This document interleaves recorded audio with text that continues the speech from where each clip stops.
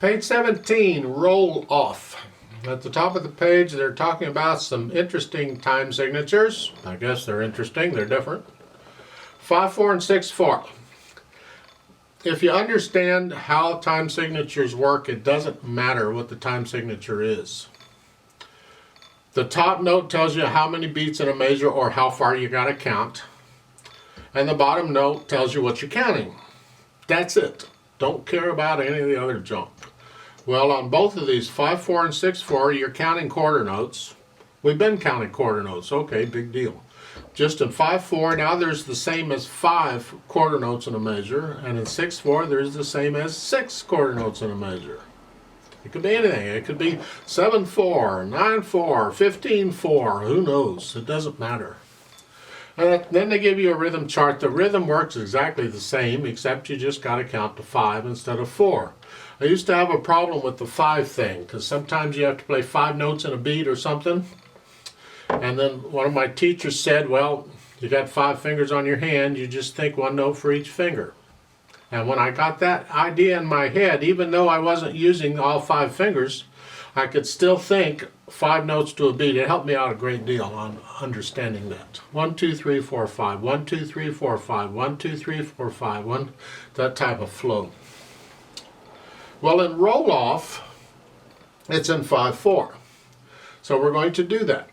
Now, it's the same rhythm in both hands, so I can take both hands together here pretty much. So it's like here, you have a dotted half note, that's the same as 3 quarter notes. So it's going to get 3 counts here.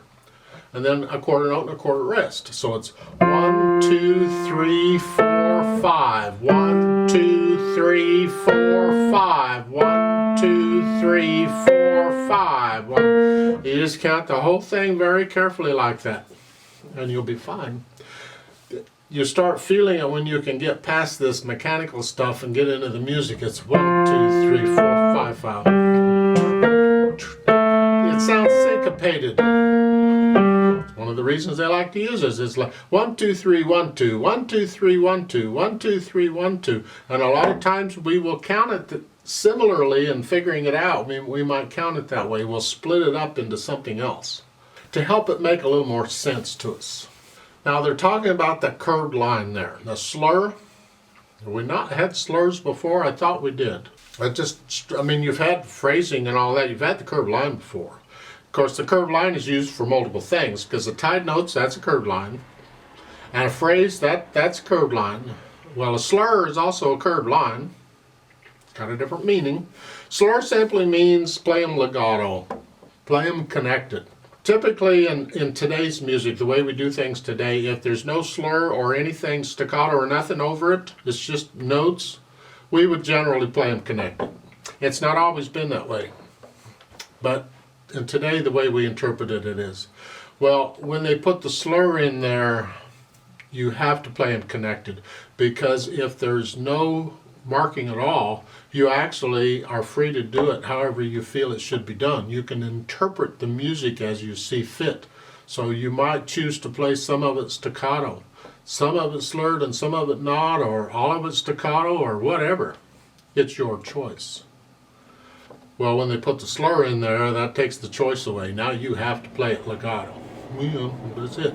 So it's here. And they're using, at the beginning, these are 2-note slurs. Down, so you're going to go down, and they say roll off. Some books actually say roll off. I think John Thompson does that or something.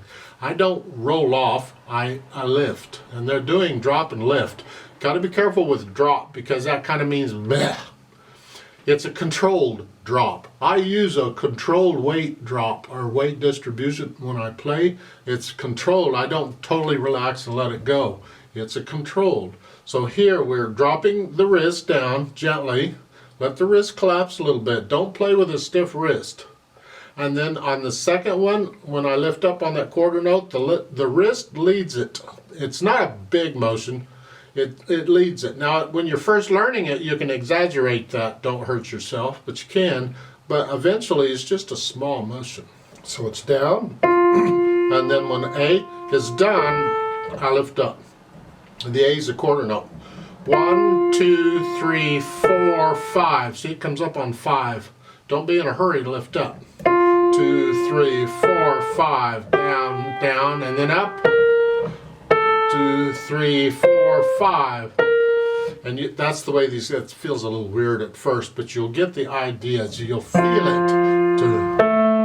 And it's not a big thing, you don't come way off the keys, you're just letting the thing up. You can keep your hands down here.